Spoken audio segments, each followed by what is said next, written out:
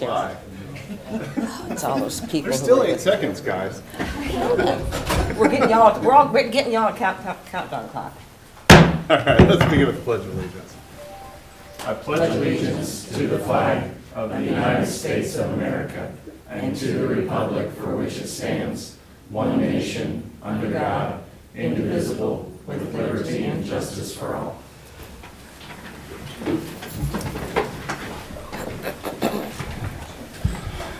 Okay.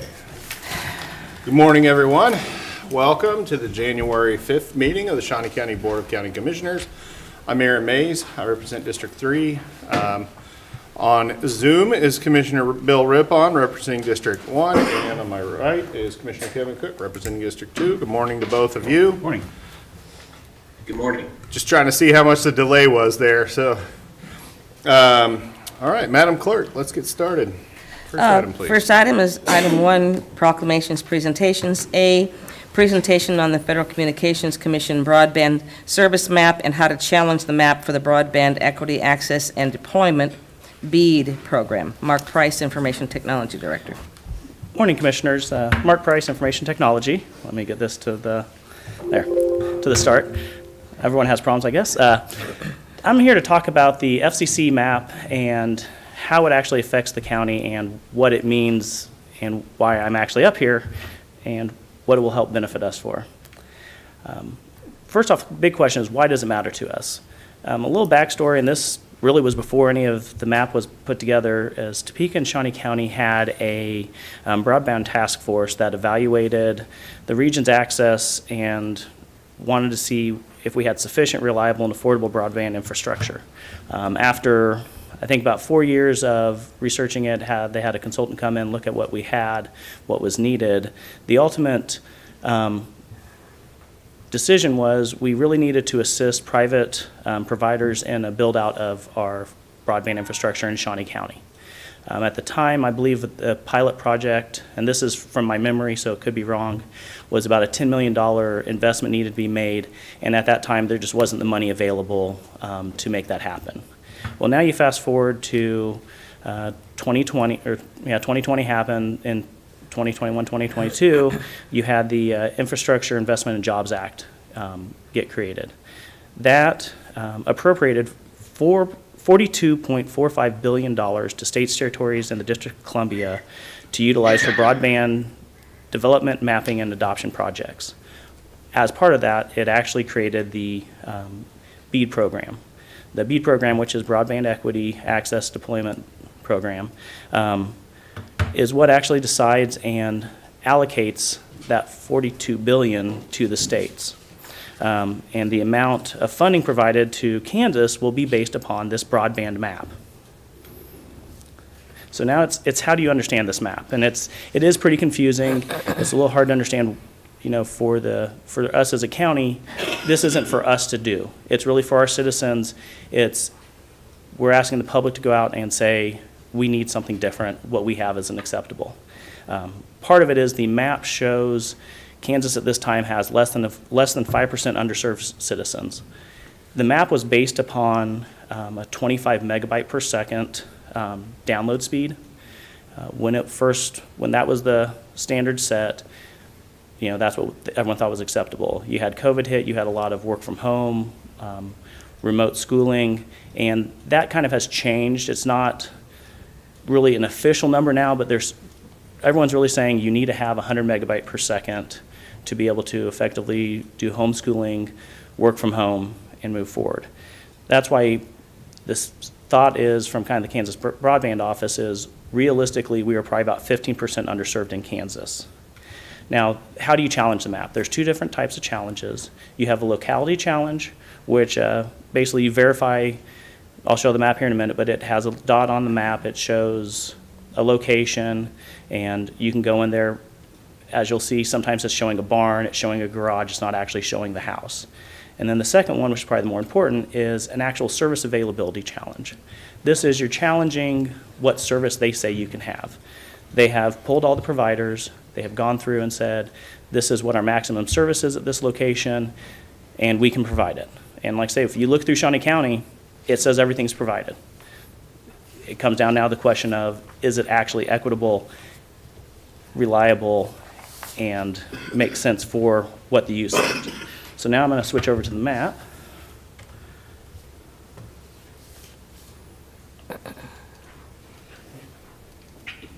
So this is just an overview of Shawnee County. And if you come over to the right-hand side of the map, it has the different breakdowns of speeds.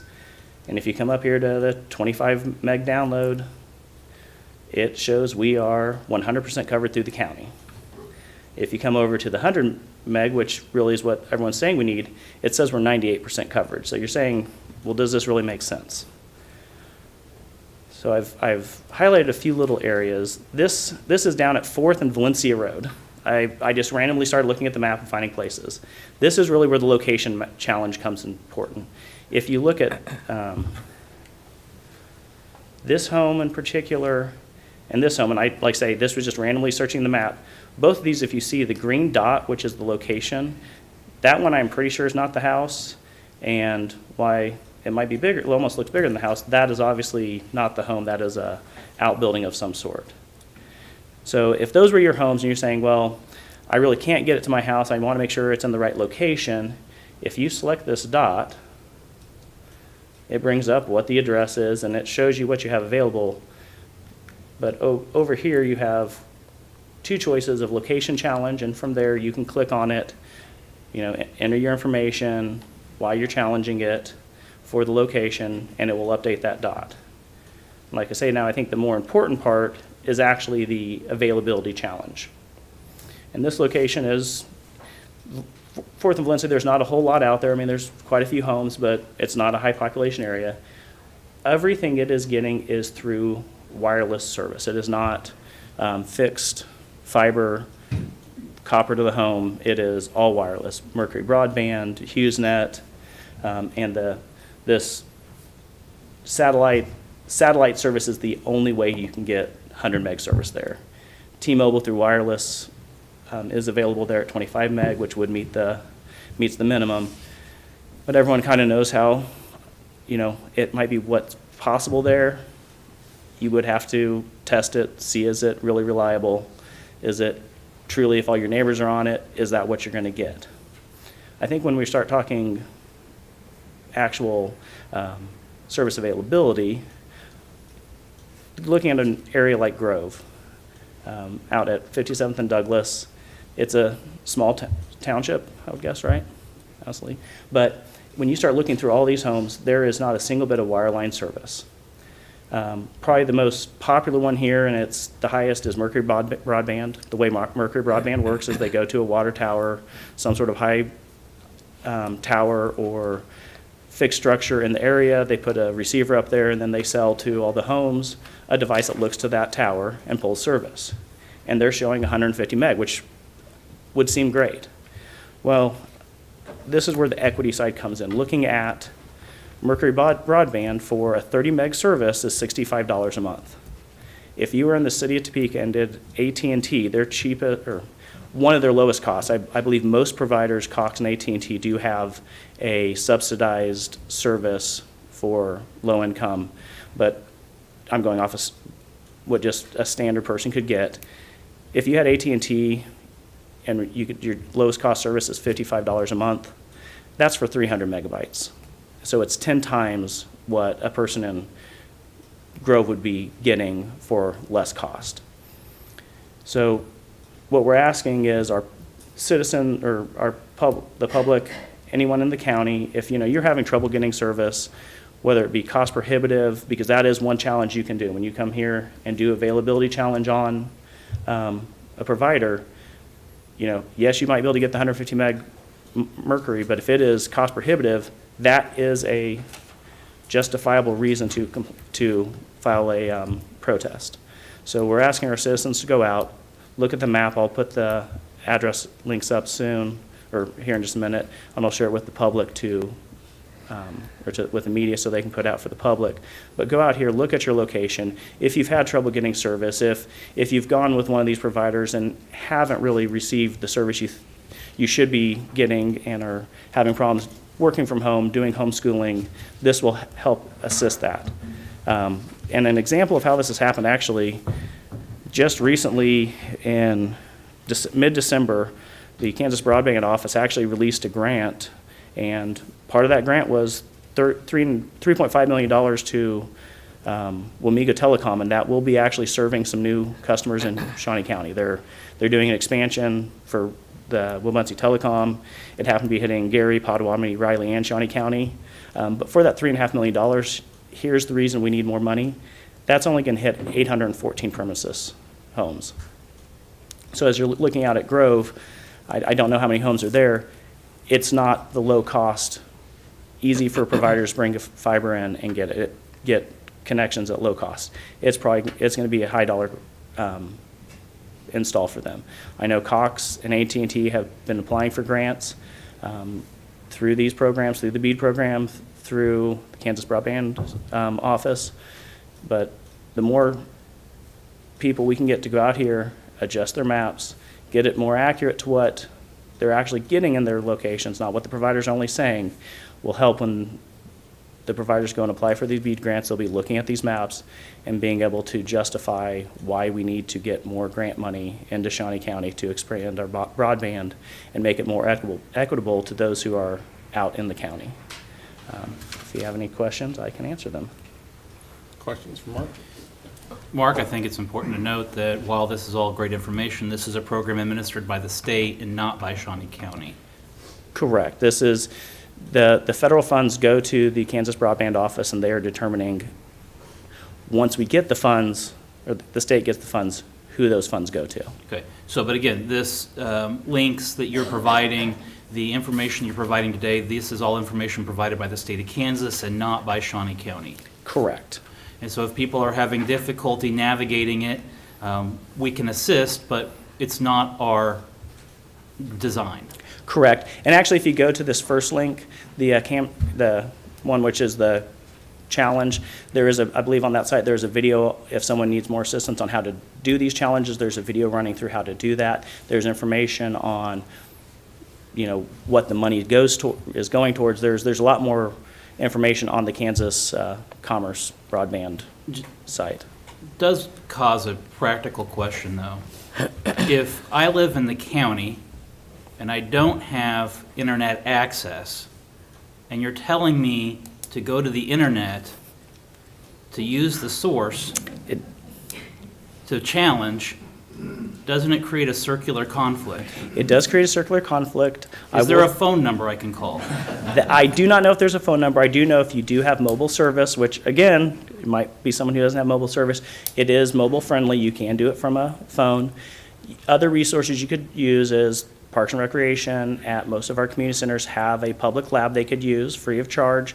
I would also believe that Topeka and Shawnee County Public Library have computers you could go in and use without any cost. So outside of this meeting, how are we publicizing, or how is the state publicizing that people are even aware of this?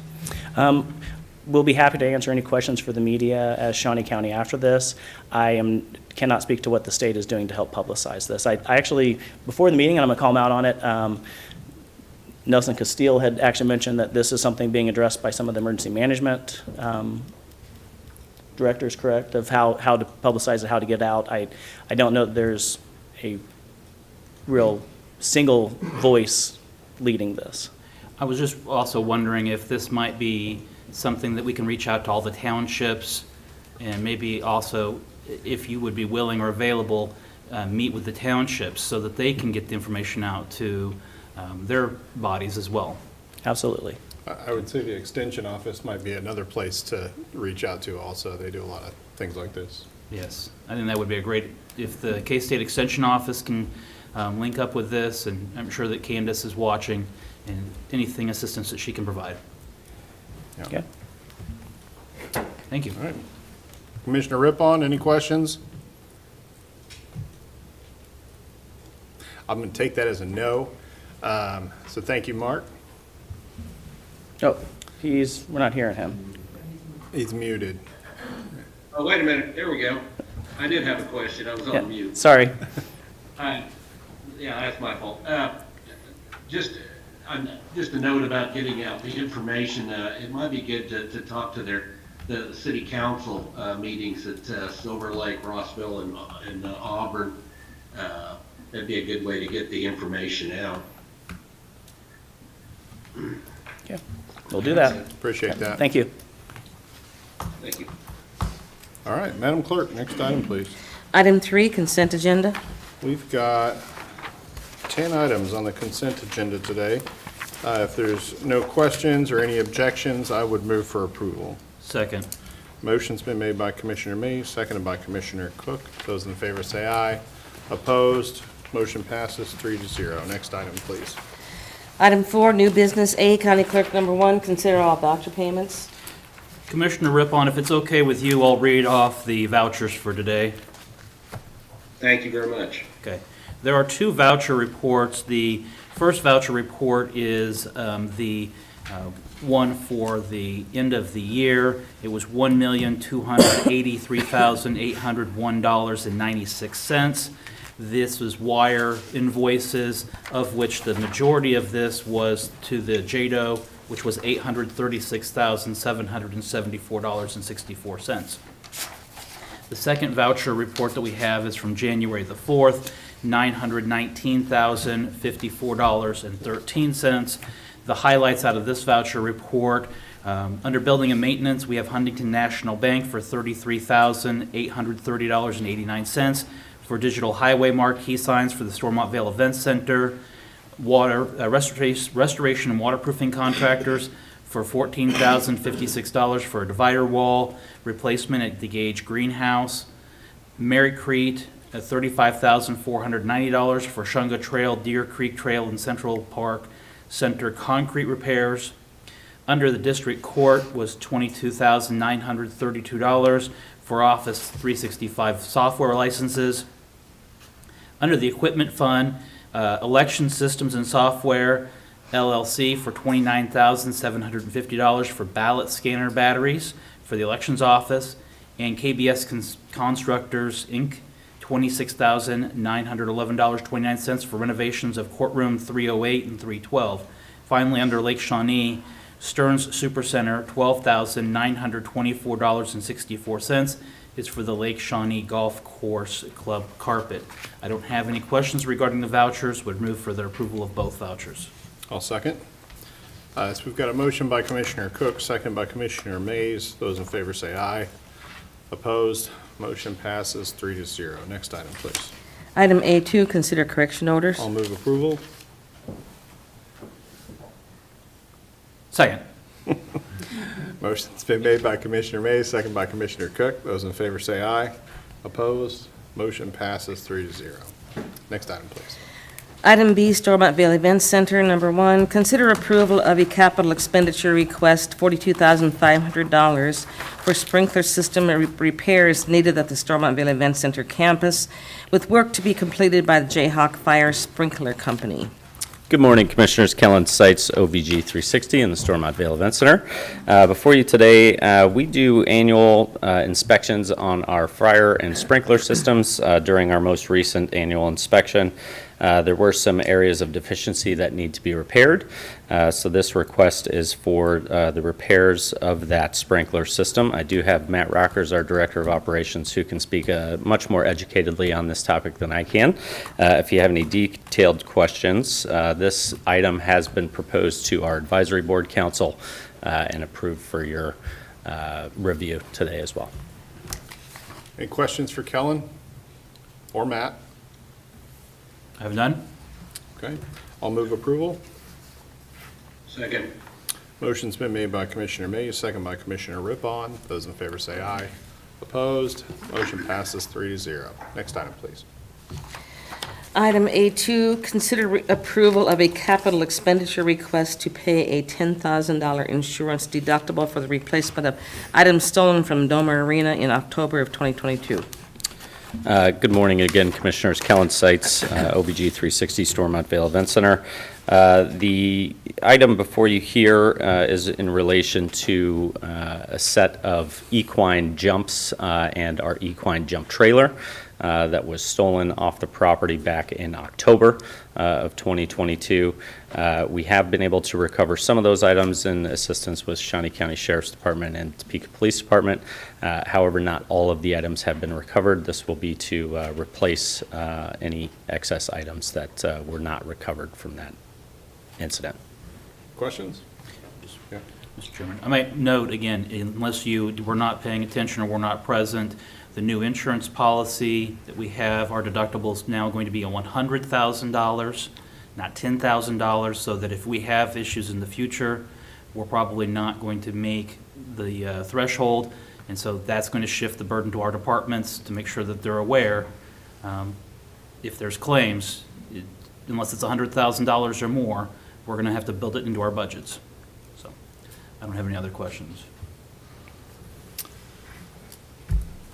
Commissioner Opon, any questions? None. Okay, I'll move approval. Second. Motion's been made by Commissioner Mays, second by Commissioner Cook. Those in favor say aye. Opposed? Motion passes 3-0. Thank you, Thank you. Commissioner. Next item, please.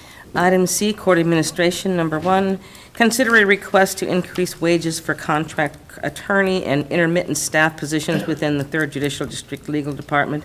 This would include a 5% increase for the staff attorney, a $10 per hour increase to a law clerk assistant staff attorney position, and a 4% increase for law student clerks beginning with the next pay date. The expected increase for all positions will be between $15,000 and $16,500. Funding will be provided through the Court Administration budget. Good morning, Commissioners. Lee Welch, Court Administrator, 3rd Judicial District. As Cindy explained, we're looking to increase the wages for our research staff. This includes, at present, our research attorney, Carol Bonebrake, one of our law clerks who is a licensed attorney in the state of Kansas, Aaron Besson, and up to 3 law clerks who are hourly. Aaron and the law clerks are all intermittent employees, non-benefits eligible, and Carol Ruth works on a contract basis. Carol was hired in 2018 at a contract rate of $80,000, and we've not provided an increase to her since that time, nor has she requested an increase. Erin started out as a law clerk. Although she was a licensed attorney when she started as a law clerk at $15 an hour. Although the increase for Erin seems very sizable in terms of percentage and dollar figures, it is on par with public service, it's close to on par with public service positions.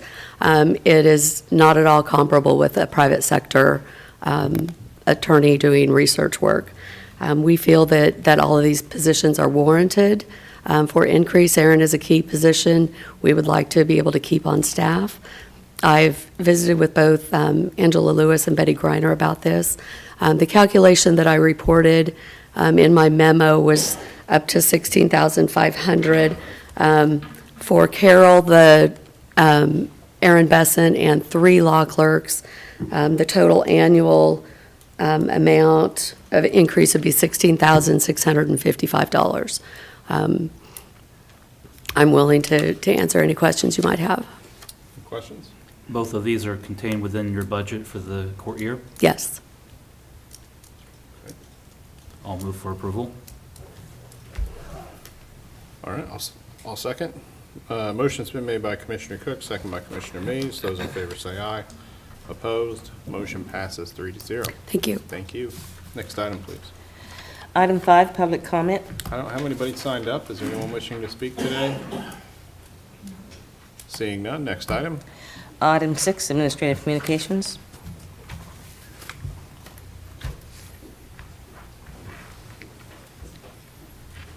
Good morning again, Commissioners. Callan Sites, OVG 360 Stormont Vale Event Center. As you're well aware, we took over the food and beverage contract on January 1st, and we are eagerly gearing up for our first big catering event, as well as a weekend of very tough turnarounds and large-scale events this weekend. On Sunday, we produced the Governor Kelly's inaugural ball, where we'll be serving catered meals for up to about 2,000 guests, and turning that in about 12 hours into the farm show, which sets up about 300 different vendor spaces with pipe and drape and a full breakdown of those events. So a long weekend ahead for our teams, but very excited for the new food and beverage opportunities. Wow, that's, I did want to ask you, I had somebody ask me if there's a clear bag policy for the inaugural. Not 100% on that yet. We have posed that question out there. We are waiting a word back for that. Okay. That is a big weekend. I can only imagine trying to tear down that large of an event and have it up and running for something different the next day, so. Yeah, we've got a lot of team members in from regional locations, as well as chefs and banquet managers and catering service managers from all over the country coming in to help and support that event. So a lot of boots on the ground this week. Great. Any other questions? Good luck. Thanks, Colin. Thank you. Anyone else? Stephanie?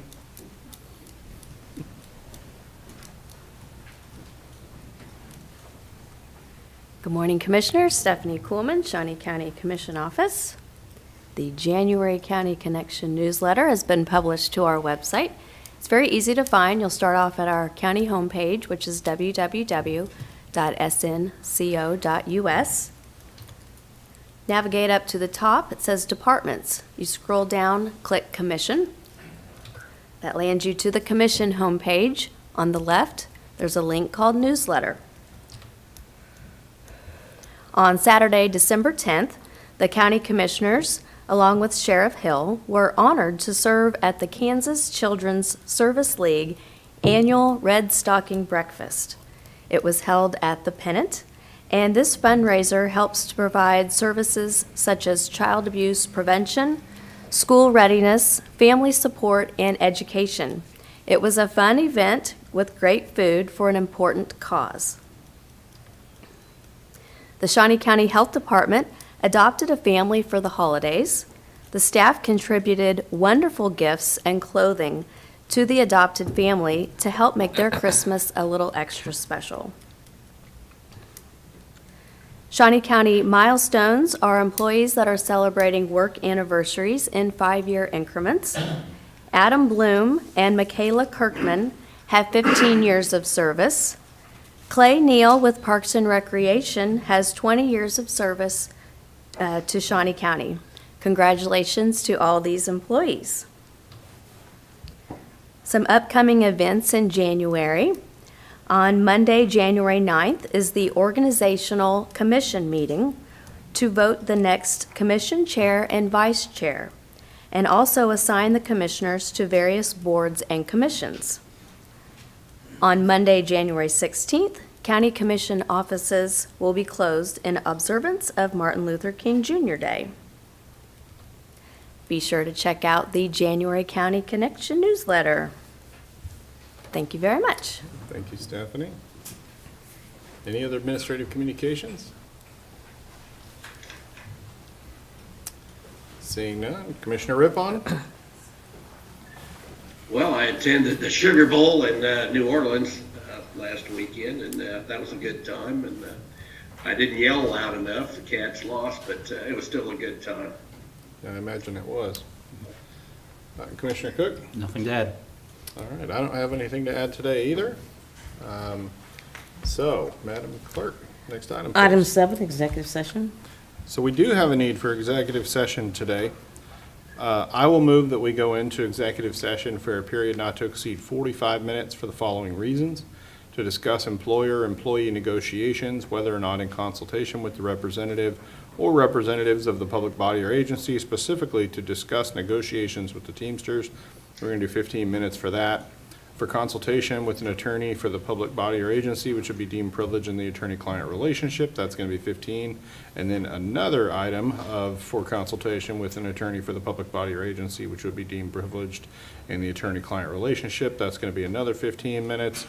No action is expected following this executive session, so 45 minutes is my motion. Is there a second? Second. Motion has been made by Commissioner Mays, seconded by Commissioner Cook. Those in favor say aye. Opposed? Motion passes 3-0. Let's take just a little bit of a break because I think we're going to have some technology things to get Commissioner Rippon looped in. So let's just say 9:45 is when we'll begin.